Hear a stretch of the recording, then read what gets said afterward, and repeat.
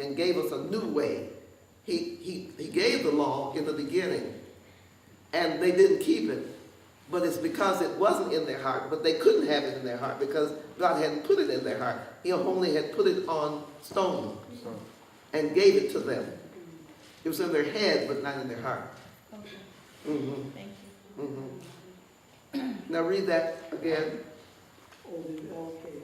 When the Lord finished speaking to Moses on Mount Sinai, he gave him the 2 tablets of the testimony. This is it. He gave it to them on stone. Read. Okay. Okay, I was thought. The tablets of stone, inscribed by the finger of God. He gave it to them, and it was written by the finger of God. Isn't that something? God himself wrote it and gave it to them. But they still didn't believe it.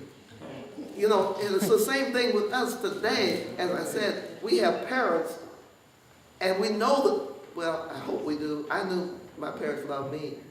And you know your parents love you, but yet you don't believe what they say. It doesn't align with what they want to do. It doesn't, right. And it's not in their heart. But once it gets in their heart, and here's one of the things that can happen. You can run into a bump in the road, and you'll say, that's what my parents was talking about. That's right. And then it'll get down. That's right. I know not to go that way no more. Right? You know you all remember my story about the snow and me and my dad? My dad said, you're not going to make it out there. The weather's too bad. I said, I can make it. Because I'm a good driver, you know. I'm a good driver. I'm about, I don't know, probably 19, 18, 19, I don't know how old I was, but it doesn't matter. I might have been older than that. But the point is, I can make it. I got out in that snow, and it was snowing cats and dogs and frogs. I'm telling you, it was a snowstorm. I could not keep the windshield wipers going.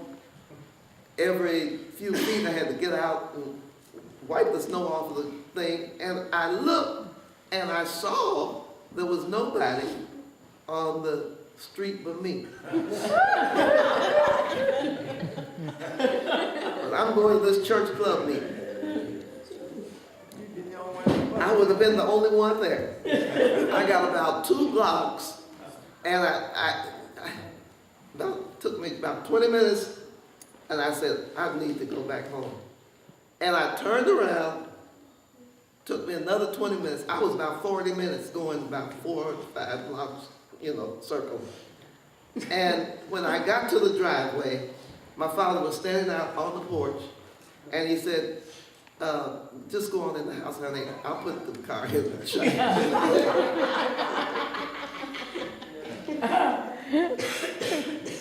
That's all he ever said. Never said another word.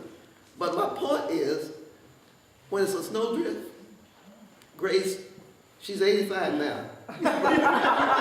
But she knows that in her little heart. Don't go out trying to drive when the snow is drifting. You see what I'm saying? When I hit that bump, I learned better. So when it snows, I tell everybody, particularly if there's any ice, you all can come over to church if you want to. I'll hardly be here. If it's icy.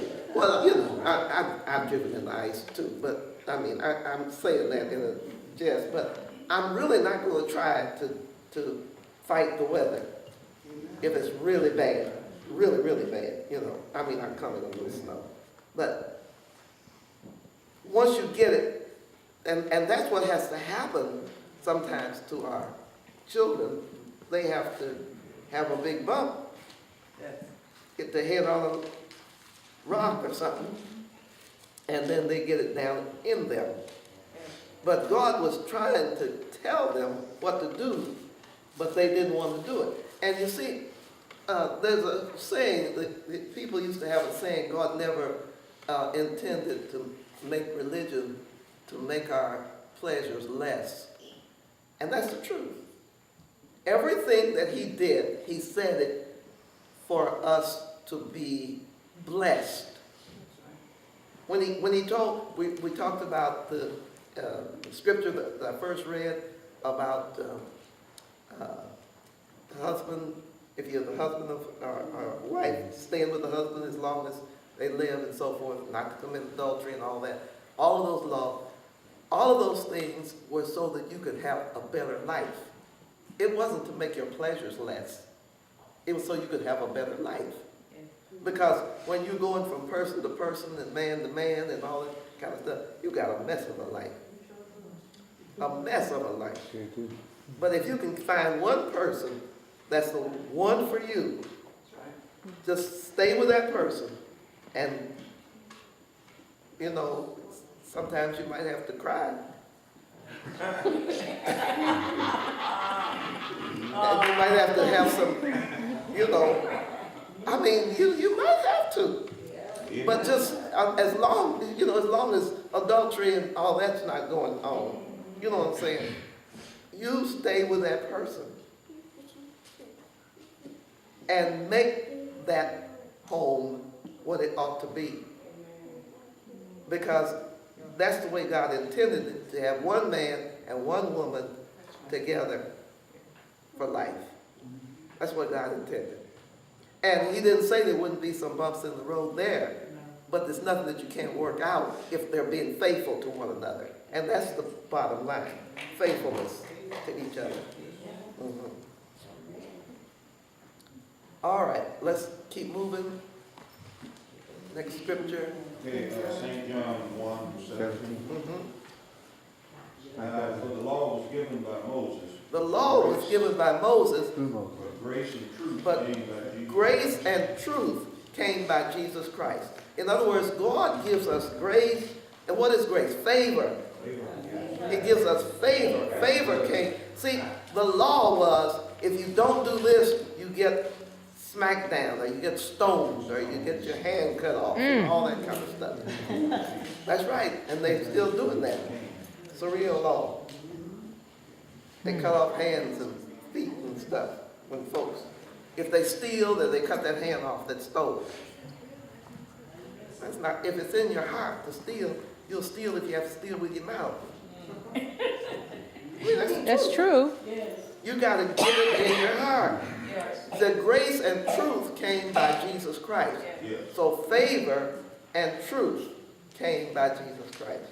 All right, that's all we want with that. We don't have, this is not a long lesson tonight, I don't think. Okay, St. Titus. You want Titus Mm-hmm. 3. Mm-hmm. At one time, we too were foolish. At one time, so listen, don't laugh so fast sometimes at folks. Because at one time we were foolish too. Oh, amen. Read. Disobedient. At one time we were disobedient too. Right? Deceived and enslaved by all kinds of passions. Oh Lord. In other words, we just did what we wanted to do. Yes, yes. So don't be mad at your family because they're doing it because that's what you did. Yep. But teach them so they don't have to go through what you had to go through. Amen. Try to teach them. They won't learn, that's their problem. They'll have to bump their head and whatever has to happen. But we were once silly too. Read. We lived in malice and envy. We lived in malice and envy. Now this is getting down where the road meets the road because he's not talking about fornicating and all that stuff there. He's talking about malice and envy. Some of us are still there, but let's get a new way of serving God. We don't need to have malice and envy no more, right? Right. Quit that. We're grown up now.